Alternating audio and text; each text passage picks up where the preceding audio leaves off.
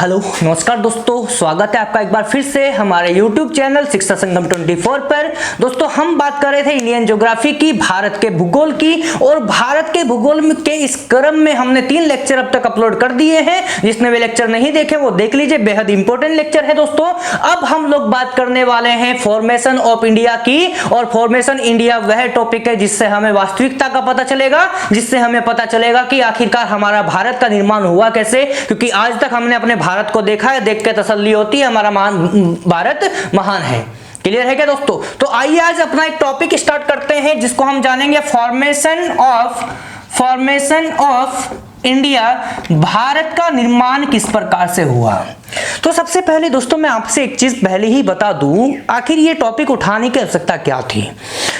दोस्तों आप लोगों ने अब तक अपने भारत को देखा है किस प्रकार कि भाई हमारा भारत ऐसा होता होगा, लगभग ऐसा ही होता होगा, थोड़ा बहुत इधर उधर, भगवान थोड़ा ही मैं एकदम से ऐसे ही बना दूंगा जैसा है। ठीक है, तो दोस्तों कोई बात नहीं, हमने तो कह दिया कि हमारा भारत लगभग इस प्रकार से है, लेकिन क्या वास्तव में भारत ऐसा ही था? नहीं। आप लोग कहेंगे कि भाई साहब पाकिस्तान तो इसी का भाग था, जो बांग्लादेश है इसी का भाग था, इधर से ये बर्मा, और कहते हैं कि भाई साहब ये जो नेपाल वगैरह ये भी भारत का भाग था, अर्थात भारत हमारा कैसा दिखता होगा? इस प्रकार दिखता होगा। कोई बात नहीं भाई, हमने ये भी मान लिया, लेकिन अभी तो दिक्कत एक और होगी। बात हम करें आज से करोड़ों वर्षों पहले की, तो दोस्तों हमारा भारत हमें ऐसा दिखाई नहीं देता था। अगर इस पृथ्वी के ऊपर हमारा कहीं भारत था तो दोस्तों उसका केवल और केवल इतना वाला भाग था, अर्थात ये दक्षिण भारत ही केवल इस पृथ्वी के ऊपर था, इससे ज्यादा भाग यहाँ पर नहीं था दोस्तों। तो एक बात मैं आपको यहाँ से बता दूं, भारत ऐसा था। दूसरी बात, जहां पर आज वर्तमान स्थिति हम भारत की देखते हैं वहां पर यह नहीं था। ये दोस्तों ये कहां पर था इसके बारे में आपको जानकारी मिलेगी। तो दोस्तों हमारा भारत वहां पर नहीं था जहां पर हम आज देखते हैं। एक्चुअली ये हमारा भारत अफ्रीका महाद्वीप से जुड़ा हुआ था, जहां पर आप मेडागास्कर वाला पार्ट देखते हैं, और अफ्रीका और हमारा इंडिया और ऑस्ट्रेलिया, ये तीनों के तीनों महाद्वीप आपस में जुड़े हुए थे, या तीनों के तीनों क्षेत्र आपस में जुड़े हुए थे। लेकिन दोस्तों एक विचार का मुद्दा यहां पर सबसे पहले यह बन जाता है कि अगर इस हमारी पृथ्वी पर यहां पर ये एशिया कॉन्टिनेंट है, और इस एशिया कॉन्टिनेंट का ये वाला भाग हमारा भारत है, और यहां पर ये अफ्रीका कॉन्टिनेंट है, तो मैं कह रहा हूं कि हमारा भारत कहां पे था? यहां पर था। तो दोस्तों अब दिक्कत यह है कि भारत यहां पर था। पहली बात तो यहां पे वास्तविकता कुछ है या नहीं है। उसके बाद में चलो अगर मान भी ले कि भारत यहां पर था, तो भारत यहां से लेकर यहां तक किस प्रकार से गया है, तो हमें खाली इतना जानना है। लेकिन दोस्तों सबसे पहले हम कारण की बात करेंगे कि ऐसा किस बेस पे कहा जाता है कि भारत यहां पर नहीं था दोस्तों। तो एक व्यक्ति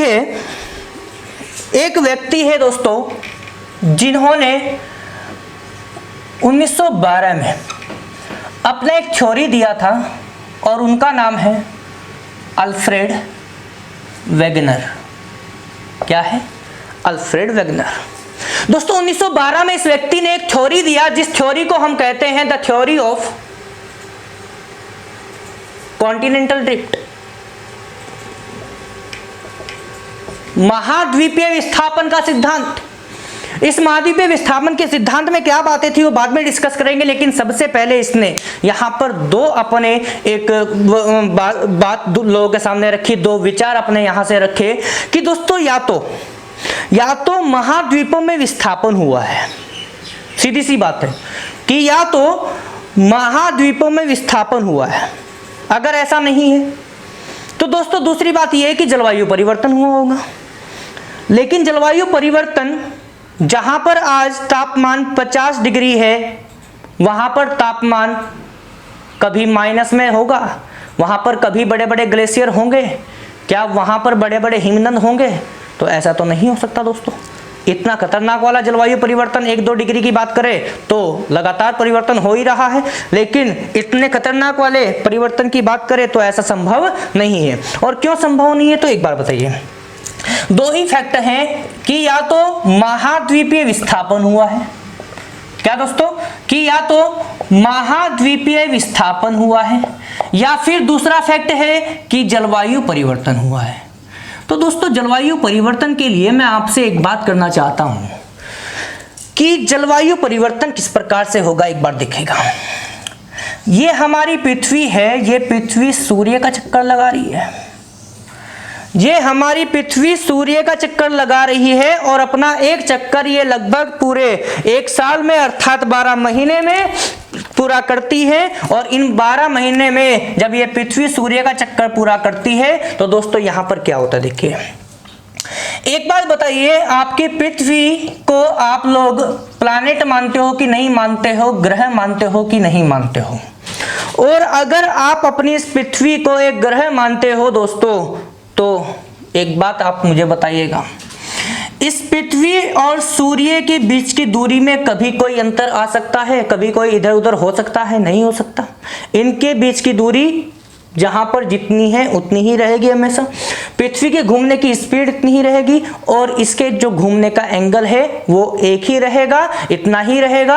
और दोस्तों इसकी जो कक्षाएं हैं, ये पृथ्वी अपनी कक्षा में ही चक्कर लगाएगी सूर्य का, ये अपनी कक्षा छोड़ के किसी और दूसरे ग्रह की कक्षा में नहीं जाएगी। अदरवाइज ऐसा अगर होता है तो भाई साहब पृथ्वी एक ग्रह नहीं रहेगी, पृथ्वी एक प्लैनेट नहीं रहेगी। जिस प्रकार से प्लूटो को बाहर निकाल दिया गया था, उसको बोना ग्रह ड्वार्फ कहा गया था उसको, तो दोस्तों बोना ग्रह के नाम से फेमस हुआ वो कि उसको हम कहां पे ग्रह के एक क्रम में या फिर इनकी व्यवस्था से उसको बाहर निकाल दिया गया। लेकिन हमारी पृथ्वी एक ग्रह है। तो दोस्तों जब लगातार पृथ्वी में कोई अंतर नहीं आ रहा है, कोई परिवर्तन नहीं आ रहा है, तो हम किस प्रकार से कह सकते हैं कि सूर्य का जो प्रकाश पृथ्वी के ऊपर आने वाला है उसमें परिवर्तन होगा। तो दोस्तों जब सूर्य से जो प्रकाश पृथ्वी के ऊपर आएगा उसमें परिवर्तन नहीं हो रहा है, थोड़ा बहुत अगर हो 1-2 डिग्री तक का, तो ये मौसमी घटनाएं हैं दोस्तों, ये जलवायु में नहीं आता है।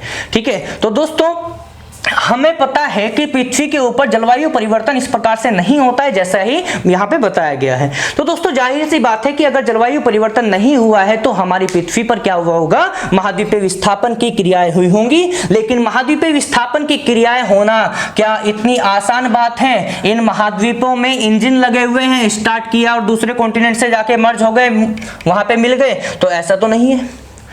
तो अब बात कर लेते हैं दोस्तों, अल्फ्रेड वेगनर ने अपनी इस महाद्वीपीय विस्थापन के सिद्धांत में क्या कहा था, थोड़ा सा डिस्कस कर लेते हैं। अल्फ्रेड वेगनर साहब कहते हैं कि जो हमारी ये पृथ्वी है, इस पृथ्वी पर उपस्थित जो महाद्वीप हैं, उन महाद्वीपों की जो स्थिति है दोस्तों, उन महाद्वीपों की जो स्थिति है वो वर्तमान में जैसी है ऐसी कभी पहले नहीं थी। अर्थात ये सारे के सारे महाद्वीप आपस में जुड़े हुए थे और इन जुड़े हुए महाद्वीपों को कहा गया था पेंजिया। और यहां पर इन पेंजिया महाद्वीप के चारों ओर उपस्थित महासागरों को इस भाई साहब ने नाम दिया पैंथालासा। तो दोस्तों यहां पर ये पेंजिया महाद्वीप, यहां पर ये पैंथालासा महासागर, और कहा जाता है कि ये पेंजिया महाद्वीप इन जुड़े हुए महाद्वीपों का एक भाग है, एक रूप है। और यहां पर एक विशाल महासागर पैंथालासा के रूप में जिसको जाना जाता है वो है दोस्तों। तो एक बात बताइएगा, हमने मान लिया चलो ये पेंजिया ही होगा, हमने मान लिया कि ये पेंजिया ही होगा, सारे के सारे महाद्वीप आपस में जुड़े होंगे। लेकिन सबसे पहले मुझे आप एक बात का जवाब दे दीजिएगा कि किस प्रकार से आखिर ये पेंजिया विखंडित हो गया, टूट गया, इस बात का जवाब अब हमें दे दीजिएगा दोस्तों। तो यहां पर अल्फ्रेड वेगनर भाई साहब कहते हैं कि आपने अपनी पृथ्वी को कभी अंदर से देखा है? तो भाई साहब हमारा जवाब गया ना जी, हमने नहीं देखा पृथ्वी को अंदर से। तो अल्फ्रेड वेगनर साहब कहते हैं कि एक काम करें, इस पृथ्वी का एक भाग इस प्रकार से उठाइए और 0.02637 किलोमीटर अंदर जाइए पृथ्वी के, वहां पर आपको पृथ्वी का केंद्र मिलेगा, सेंटर पॉइंट मिलेगा। और ये 0 क्या है, यहां पर ये पृथ्वी का सरफेस है, पृथ्वी का यहां पर दोस्तों धरातल है। तो मेरे भाई एक बात यहां से आपको याद रखनी है कि पृथ्वी की जो त्रिज्या है वो कितनी है, वो 6371 किलोमीटर है, 6371 किलोमीटर है। कई बार इसको पूरा 6400 मान लिया जाता है, तो मानने को आप कुछ भी मान लीजिए, एक्यूरेट लगभग इतना होता है। तो दोस्तों स्ट्रक्चर बेस संरचना के आधार पर हमारी पृथ्वी के 3 भाग हैं, एक 0 से लेके 30 किलोमीटर की गहराई तक और एक 30 किलोमीटर से लेके 2900 किलोमीटर की गहराई तक। तो दोस्तों यहां पर ये हमारी पृथ्वी के 3 भाग हैं, जिसमें से सबसे ऊपर वाले को हम कहते हैं क्रस्ट, जिसको हम कहते हैं भूपटल। क्या कहते हैं दोस्तों? भूपटल। तो there are 3 parts of earth. हमारी पृथ्वी के कितने भाग हैं?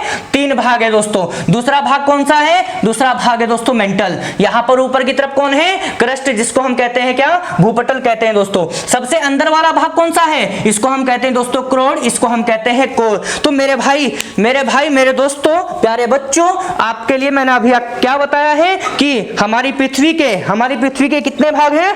3 भाग है।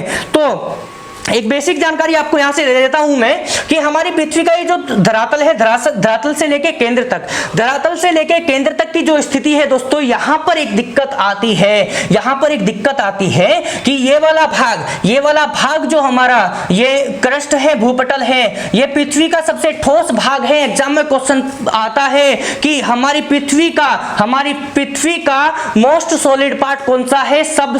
सबसे अधिक ठोस भाग कौन सा है? तो ये क्वेश्चन आपसे पूछा जाता है और जवाब क्या होगा? भूपटल होगा दोस्तों। अब बात करते हैं यहां से किसकी? मेटल की। तो मेटल भी ठोस है, लेकिन इतना नहीं जितना हमारा ये धरातल है। धरातल मतलब भूपटल वाला एरिया है दोस्तों। लेकिन अगर हम यहां से थोड़ा सा नीचे की बात करें दोस्तों, अगर हम यहां पर इस करोड़ को 2 भागों में डिवाइड कर दें, अर्थात 51-50 किलोमीटर से ऊपर की तरफ एक भाग ले, 51-50 किलोमीटर से नीचे की तरफ का अगर एक भाग ले, तो ऊपर वाले भाग को आउटर कोर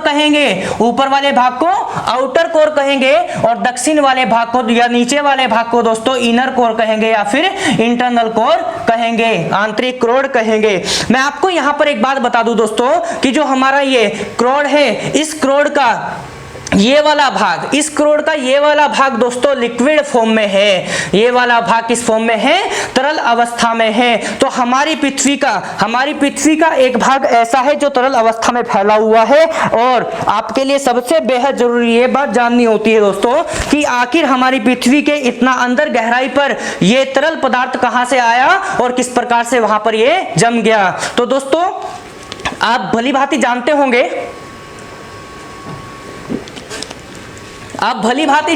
दोस्तों कि हमारी जो पृथ्वी है, पृथ्वी के ऊपर या अंदर बहुत सारी धातुएं पाई जाती हैं और उन धातुओं की उपस्थिति कहीं ना कहीं हमारी पृथ्वी के इन्हीं भागों में है।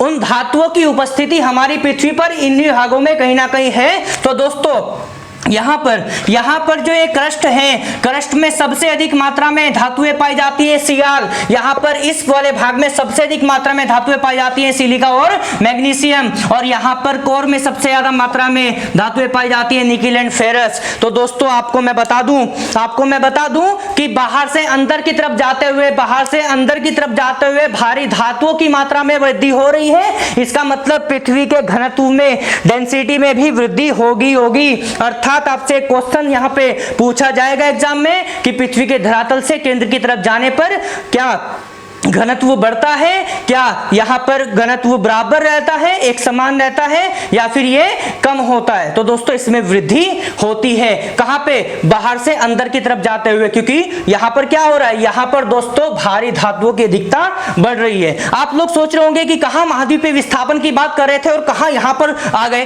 तो दोस्तों एक बात मैं आपको यहां से और बता दूं, फिर जब होगी पृथ्वी के अंदर अगर आप 32 मीटर अंदर चलते हैं तो पृथ्वी के अंदर 32 मीटर जाने पर 1 डिग्री सेल्सियस तापमान इंक्रीज हो जाता है, बढ़ जाता है।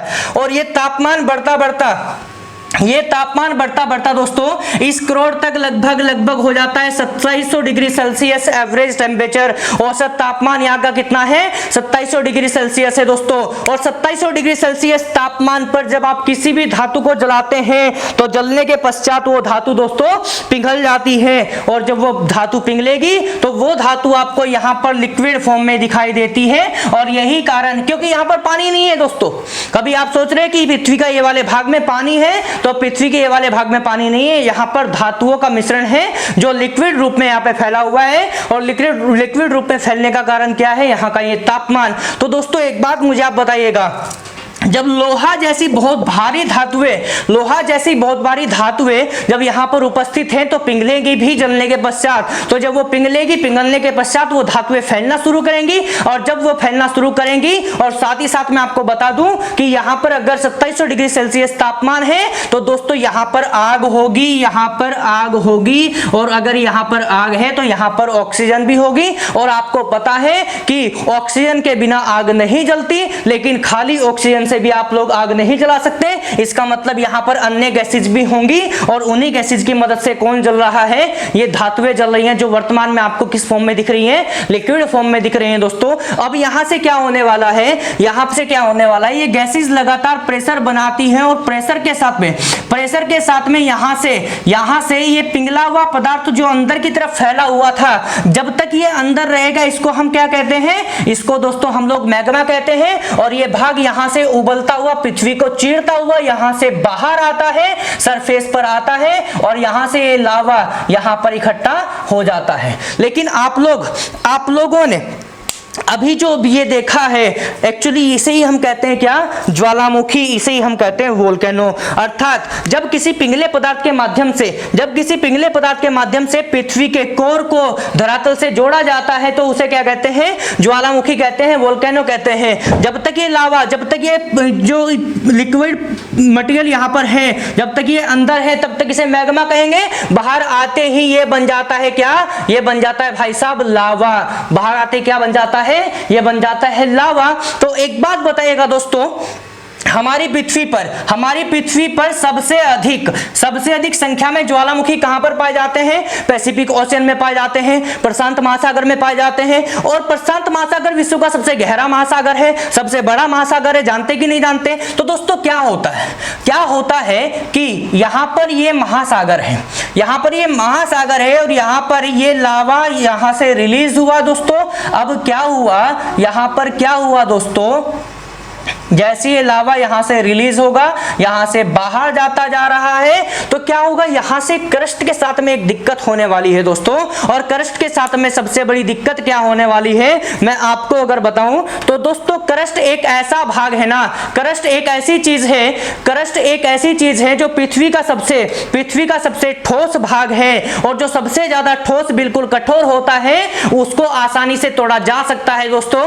जिसमें लचीलापन होता है उसको तोड़ना थोड़ा सा मुश्किल हो जाता है। तो यहां पर जब लगातार इस लावा का प्रेशर पड़ेगा, और यहां पर इस लावा का वॉल्यूम बढ़ेगा, आयतन बढ़ेगा लगातार, यहां पे इस लावा का जो क्षेत्रफल है वो लगातार बढ़ता हुआ जा रहा है। अब यहां पे इस क्रस्ट में कुछ फेरबदल होने वाले हैं, क्योंकि यहां पर लगातार लावा आ रहा है, और इस लावा के आने के कारण क्रस्ट का ये भाग यहां से इधर खिसकता है, ये वाला भाग यहां से इधर खिसकता है। तो दोस्तों, इसी ज्वालामुखी की क्रिया के कारण हमारी पृथ्वी के ऊपर इस क्रस्ट का विखंडन हुआ, टूटना शुरू हुआ, और जैसे जैसे ये लावा बढ़ रहा है उसी प्रकार से यहां से प्लेटें इधर को खिसक रही हैं। इन्हीं प्लेटों को खिसकने की स्थिति को हम कहते हैं महाद्वीपीय विस्थापन। और ये प्लेट कौन सी है दोस्तों, तो पेंजिया महाद्वीप, जो यहां से 100 से ज्यादा छोटी बड़ी प्लेटों में विभक्त हुआ है, जिसमें से 6 से 7 प्लेटें बहुत ज्यादा बड़ी हैं, जिनको हम वर्तमान में महाद्वीपों के नाम से जानते हैं दोस्तों।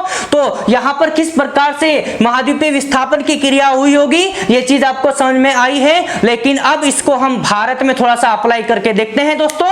तो देखते हैं जरा। तो दोस्तों, महाद्वीपीय विस्थापन की क्रिया तो हो गई, लेकिन किस प्रकार से वह होती है एक बार ये हम लोग जान लेते हैं। तो ध्यान दीजिएगा जरा।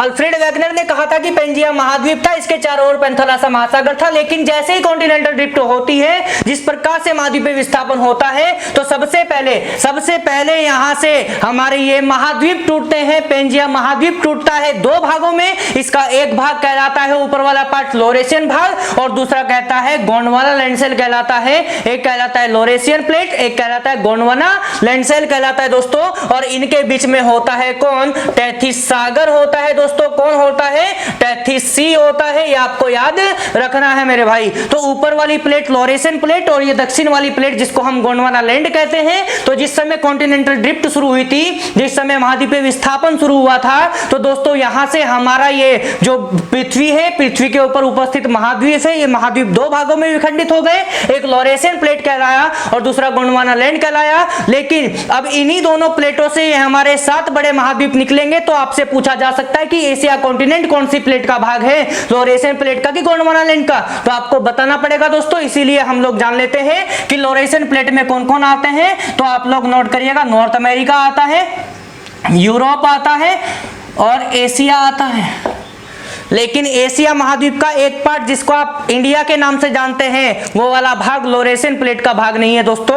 वो कहां पर आता है? वो आता है हमारा दक्षिण भारत में, जो यहाँ की लगभग स्थिति है। तो गोंडवाना लैंड का भाग है। और यहाँ पर कौन कौन आता है दोस्तों, एक बार देखिएगा। सबसे पहले साउथ अमेरिका यहीं पर आता है, उसके बाद में अफ्रीका कॉन्टिनेंट यहीं पर आता है, उसके बाद में ऑस्ट्रेलिया कॉन्टिनेंट यहीं पर आता है, उसके बाद में दोस्तों यहाँ पर एक और महाद्वीप आएगा, अंटार्कटिका महाद्वीप आएगा। और अंटार्कटिका के साथ में यहां पर एक आएगा हमारा साउथ इंडिया, दक्षिण भारत आएगा दोस्तों।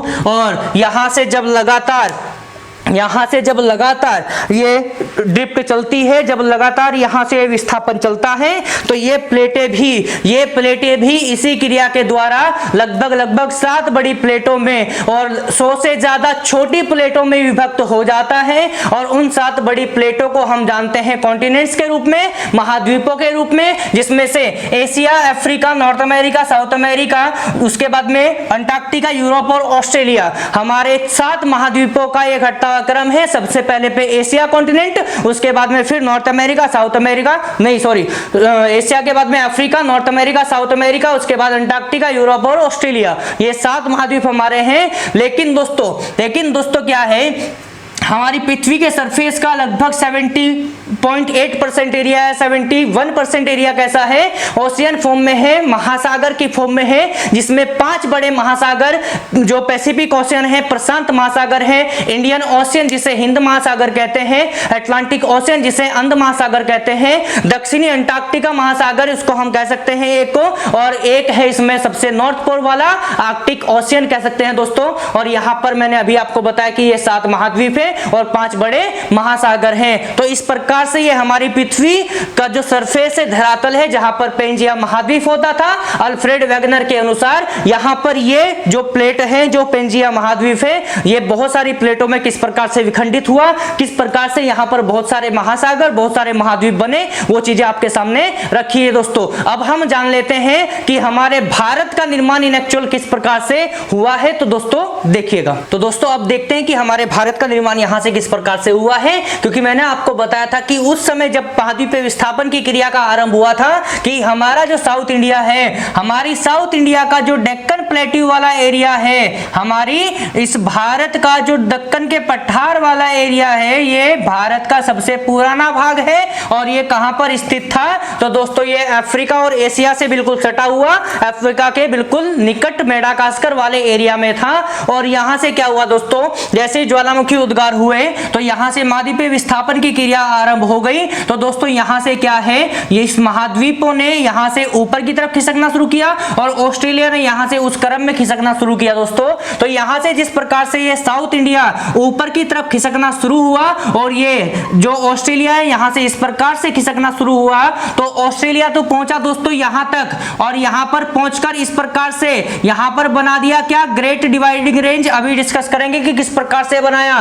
तो एक बार मैं इसको ऑस्ट्रेलिया को यहां से हटा देता हूं, क्योंकि इसको हम ले गए वहां, तो जानेंगे उसके बारे में भी किस प्रकार से वहां पे ऑस्ट्रेलिया उधर खिसका। और ऑस्ट्रेलिया में निरंतर एक पर्वत का निर्माण हुआ, जिसको हम महान विभाजक श्रेणी या ग्रेट डिवाइडिंग रेंज के नाम से भी जानते हैं दोस्तों। तो आइए देखते हैं, भारत यहां से ऊपर की तरफ पहुंचा दोस्तों, और 33 सागर का जितना भी मलबा था उसको इकट्ठा करता हुआ चला। और एक समय ऐसा आया जब वो यहां पर जाकर टकराया दोस्तों, और उसके बाद में फिर क्या घटनाएं होती है ये आपको मैं यहां से इस प्रकार से नहीं बता सकता। तो आइए दोस्तों उसको चलते हैं एक बार, कहां पर, अफ्रीका महाद्वीप में चलते हैं, केनिया देश में। और केनिया देश में यहां पर इसके तट पर बैठकर दोस्तों बीच के ऊपर हम देख रहे हैं सागर में को, कि यहां पर भारत की प्लेट के साथ में क्या चल रहा है। तो यहां पर हमें किस प्रकार से दिखा दोस्तों, तो ध्यान देना ऊपर की तरफ, आप ध्यान देना दोस्तों, यहां पर हमें मिला क्या, ये जो अपना एशिया महाद्वीप है, यहां पर क्या मिला हमें दोस्तों,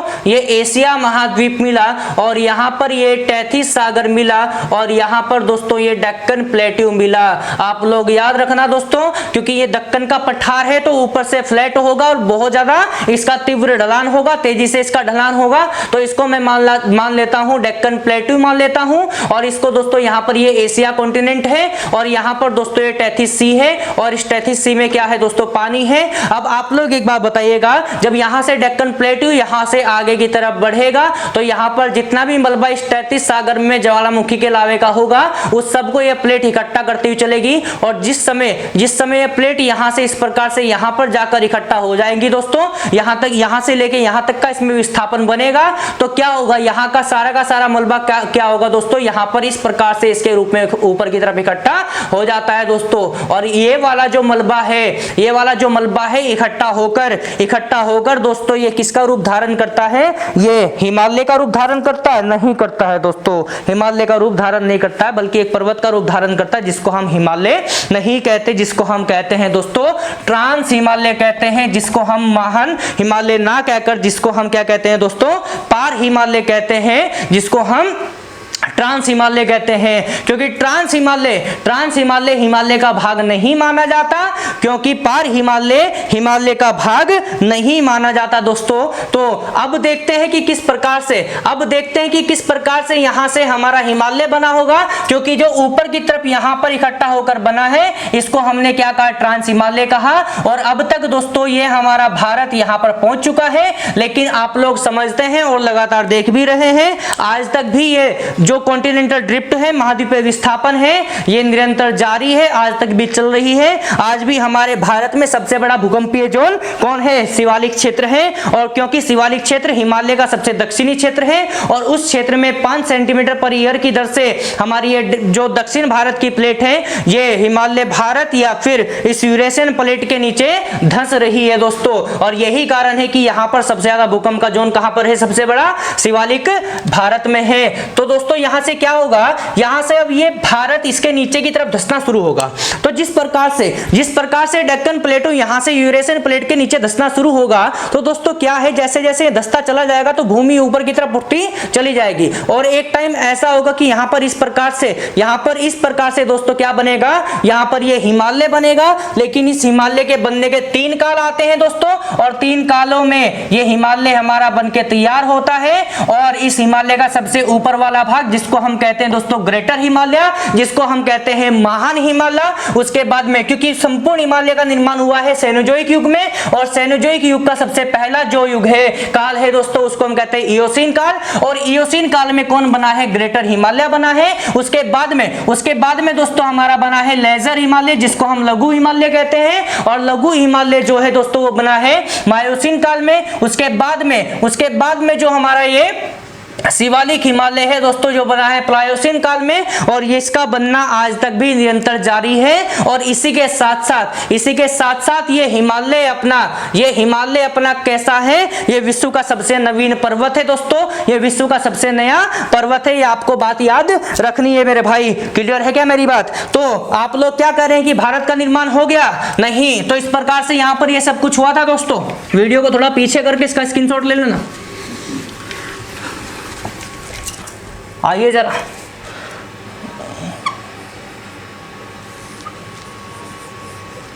ये अमरनाथ भारत है।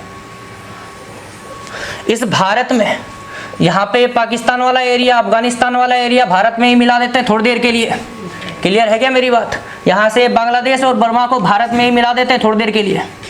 आइए जरा, यहाँ से लेके यहाँ तक क्या बना, हिमालय बना। ध्यान से देखना, यहां से लेके यहां तक क्या बना, हिमालय बना। नीचे की तरफ ये क्या, दक्कन प्लेट्यू, दक्कन का पठार। लेकिन बीच में यहां पर हिमालय, यहां पर ये दक्कन का पठार, अब सुनिएगा दोस्तों, यहाँ पर ये हिमालय, यहाँ पर ये दक्कन का पठार, तो इनके बीच वाला एरिया किस प्रकार से दिखता होगा, इस बात को ध्यान में रखना है। तो एक तरफ ये हिमालय जो माउंटेन के रूप में है और एक तरफ ये पठार जो डेक्कन प्लेट्यू इस रूप में यहाँ पर फैला हुआ है। तो दोस्तों इनके बीच वाला जो एरिया है क्या वो एक वैली टाइप दिखाई देगा। और कहने का मेरा तात्पर्य यही था कि पाकिस्तान से लेके बांग्लादेश तक फैली इस गर्तनुमा पट्टी में, इस घाटी में यहाँ पे बहुत ज्यादा गहराई थी। लेकिन हम लोग क्या करते हैं, हम लोग आज इसी क्षेत्र में अपना उत्तर भारत का मैदान देखते हैं, इसी क्षेत्र में गंगा प्लेन देखते हैं। तो दोस्तों अभी हमें जिक्र करना है कि किस प्रकार से यहाँ पर हमारे गंगा का मैदान का निर्माण हुआ है, किस प्रकार से हमारे यहाँ पर उत्तर भारत का मैदानी क्षेत्र बना है दोस्तों। तो आप लोग दोस्तों यहां से मैं आपको कैसे बताऊं, सबसे आसान तरीका कैसे होगा, आइए देखते हैं। एक बात बताइएगा कि यहाँ पर हमने मान लिया कि यहाँ पर उत्तर भारत का मैदान है। उत्तर भारत के मैदान में कौन होता है, उत्तर भारत के मैदान में होती है जलोढ़ मिट्टी। और जलोढ़ मिट्टी को हम कहते हैं क्या, एल्यूवियल सॉइल। क्या कहते हैं दोस्तों, एल्यूवियल सॉइल कहते हैं। लेकिन एल्यूवियल सॉइल जलोढ़ मिट्टी के बनने के पीछे का कारण क्या है, जलोढ़ मिट्टी के बनने के पीछे का कारण है नदियों द्वारा बहाकर लाए गए अवसादों के निक्षेपण से ये मिट्टी का निर्माण होता है। जब कोई नदी किसी क्षेत्र का अपरदन करके मिट्टी को इकट्ठा करके लेकर आती है और किसी पर्टिकुलर क्षेत्र में लाके छोड़ देती है, डिपॉजिट कर देती है, निक्षेपित कर देती है दोस्तों, वो क्या बन जाती है, जलोढ़ मिट्टी बन जाती है, एल्यूवियल सॉइल बन जाती है। तो अगर हमारे इस उत्तर भारत के मैदानी क्षेत्र में अगर जलोढ़ मिट्टी है तो दोस्तों ये मिट्टी यहाँ पर कौन लाई होगी, यहाँ पर ये मिट्टी नदियां लाई होंगी दोस्तों। तो देखते हैं, यहाँ पर पड़ता है पामीर का पठार।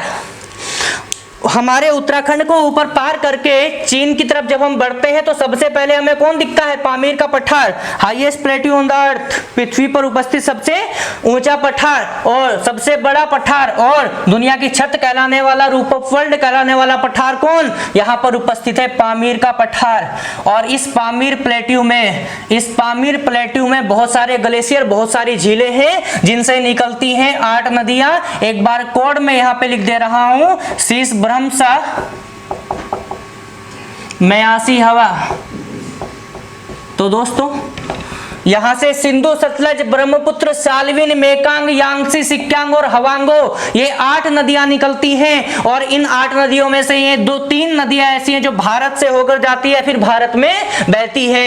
यहीं से सिंधु नदी ऊपर वाले एरिया से, और यहीं से ऊपर, ये तो हमारी गंगा की बात है, यहां से ये सतलज नदी आती है जो सिंधु के साथ में इसको जोड़ेंगे हम, और इस वाले क्षेत्र से आती है ये ब्रह्मपुत्र नदी आती है, और इसी के साथ साथ हमारे उस उत्तराखंड के कुछ ग्लेशियर से निकलती है गंगा नदी। तो दोस्तों क्या होता है एक्चुअल में, मैंने आपको अभी बताया था कि यहाँ पर ये हमारा हिमालय के रूप में फैला हुआ है और यहाँ पर ये हमारा डेक्कन प्लेट्यू के रूप में फैला हुआ है दोस्तों। तो अब क्या है कि हिमालय से या हिमालय पार से कुछ नदियां आएंगी और वो हिमालय को पार करेंगी, लेकिन हिमालय को पार किस प्रकार से करेंगी, इंजन लगा हुआ है या हवाई जहाज है वो उड़ के चली जाएंगी, पंख लगे हुए उस नदियों में नहीं। तो क्या होगा, यहाँ पर ये नदियां इस हिमालय का कटाव करेगी, अपरदन करेगी, इरोजन करेगी, और एक वक्त ऐसा होगा कि इस हिमालय को पार करके नदियां कहाँ आ जाएंगी, इस घाटी में आ जाएंगी। और जिस प्रकार से यहाँ से इस हिमालय को पार करके नदियां यहाँ पर पहुंचेगी तो अपने साथ में बहाकर लाए गए जितने भी अवसाद थे उनको कहाँ पे छोड़ेगी, इस घाटी वाले क्षेत्र में छोड़ेगी दोस्तों, यहाँ पर इस वैली वाले एरिया में छोड़ेगी। और यहाँ पर देखिए नदी द्वारा इस मिट्टी का अपरदन किया गया, इरोजन किया गया, और किसी एक पर्टिकुलर एरिया में इनका फिर डिपोजिशन किया गया, इनको डिपॉजिट किया गया, निक्षेपित किया गया, और अपरदन और निक्षेपण के कारण जिस मिट्टी का जमाव होता है, जो मिट्टी बनती है, उसे हम क्या कहते हैं, जलोढ़ मिट्टी कहते हैं। तो इसी प्रकार से यहाँ पे हिमालय को किसने काटा, गंगा ने काटा, यहाँ पे किसने काटा, सिंधु ने काटा, और इस वाले एरिया से किसको काटा, यहाँ से आपकी ब्रह्मपुत्र ने काटा। और यहां पर एक दिन क्या हो गया, जब मिट्टी का जमाव पूरा का पूरा इकट्ठा हुआ और यही चीज हमें किसके रूप में देखने को मिली, यही चीज हमें मैदान के रूप में देखने को मिली, यही चीज हमें प्लेन के रूप में देखने को मिली, जिसको कहा गया सिंधु, जिसको कहा गया सिंधु गंगा और ब्रह्मपुत्र मैदान, जिसको कहा गया सिंधु ब्रह्मपुत्र और गंगा मैदान। लेकिन आप लोग जानते हैं कि 1905 में बंगाल का विभाजन हो गया था, तो ब्रह्मपुत्र नदी कहां चली गई, बांग्लादेश में चली गई। 1947 में पाकिस्तान का विभाजन हुआ और सिंधु नदी कहां चली गई, पाकिस्तान में चली गई। और भारत में कौन बचा, ये गंगा नदी, और इसको क्या कहते हैं, उत्तर भारत का मैदान, और अब क्या कहेंगे, गंगा का मैदान। तो दोस्तों हमारे भारत का एक भाग कौन, हिमालय भारत, दूसरा भाग कौन, उत्तर भारत का मैदान, और तीसरा भाग कौन, दक्षिण भारत, और चौथा भाग कौन, ये तटीय मैदान।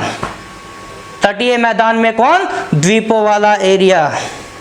तो दोस्तों इस प्रकार से हमारे संपूर्ण भारत का निर्माण हुआ है।